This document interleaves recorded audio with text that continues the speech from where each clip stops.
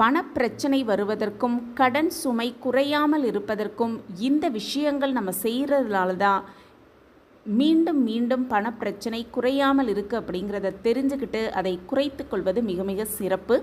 அந்த வகையில் பார்த்தோன்னா சூரிய அஸ்தமனத்திற்கு பிறகு சில விஷயங்கள் கண்டிப்பாக செய்யவே கூடாது அப்படிங்கிறது சொல்லப்பட்டிருக்கு.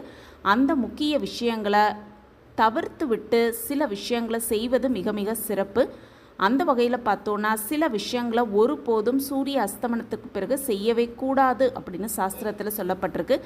அது என்னென்ன விஷயங்கள் அப்படிங்கிறத இந்த பதிவில் நம்ம தெரிஞ்சுக்கலாம். பொதுவாகவே பார்த்தோன்னா சூரிய அஸ்தமனம் ஆன பிறகு வீட்டில் தீபம் ஏற்றி வழிபாடு செய்வது மிக மிக சிறப்பு அப்படின்னு சொல்லப்பட்டிருக்கு. அப்படி தீபம் ஏற்றி வீட்டில் வழிபாடு செய்த பிறகு சில விஷயங்களை கண்டிப்பாக செய்யவே கூடாது. அந்த வகையில் என்னென்ன விஷயங்கள் சூரிய அஸ்தமனத்திற்கு பிறகு செய்யலாம் அப்படிங்கிறத தெரிஞ்சுக்கிட்டு அதை செய்வதும், என்னென்ன விஷயங்கள் தவிர்க்க வேண்டிய விஷயங்கள் அப்படின்றத தெரிஞ்சுக்கிட்டு அதை தவிர்த்து விடுவதும் ரொம்ப ரொம்ப சிறப்பு. அந்த வகையில் சூரிய அஸ்தமனத்துக்கு பிறகு வழிபாடு செய்வது, அது மட்டுமல்ல ஆன்மீக சார்ந்த விஷயங்களை செய்வது ரொம்ப ரொம்ப சிறப்பு. ஆன்மீகத்திற்கு சமமாக பார்த்தோன்னா நன்கொடை அளிப்பது, தான தர்மங்கள் போற்றப்படுது.